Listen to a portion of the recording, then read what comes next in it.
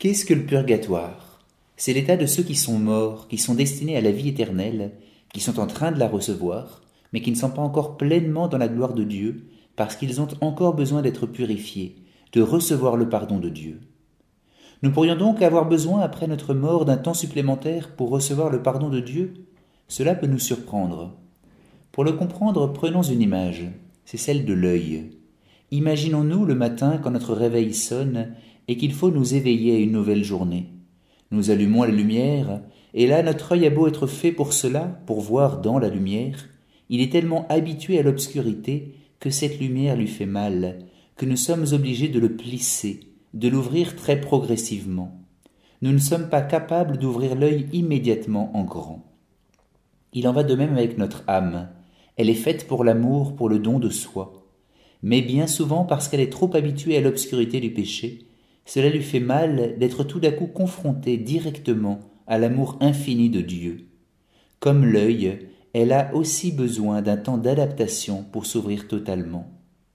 L'Église a voulu appeler cet état purgatoire, car cette adaptation est aussi une purification. En effet, au moment de notre mort, l'amour brûlant que Dieu nous porte nous sera tout à coup révélé, sans les obscurcissements qui nous le voilent aujourd'hui. Nous nous rendrons soudain compte à quel point Dieu nous aime, à quel point il nous a aimés, jusqu'à donner sa vie pour nous. Nous le savons déjà, mais nous ne le mesurons pas bien, et nous en prendrons soudain conscience totalement. Mais nous verrons également dans le même temps toute notre vie, et notamment à quel point nous avons peu répondu à cet amour.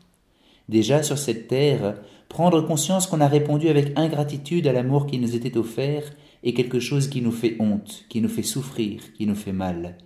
Ce sera d'autant plus le cas à la lumière de l'amour infini de Dieu.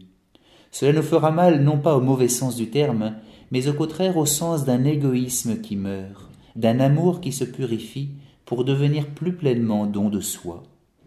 Ceux qui sont en purgatoire vivent donc ce mélange d'une très grande joie, celle de l'amour qu'ils reçoivent et qui vient les combler, et en même temps d'une grande souffrance, celle de la purification d'un amour qui n'était pas assez tourné vers le don d'eux-mêmes et qui est en train de s'ouvrir.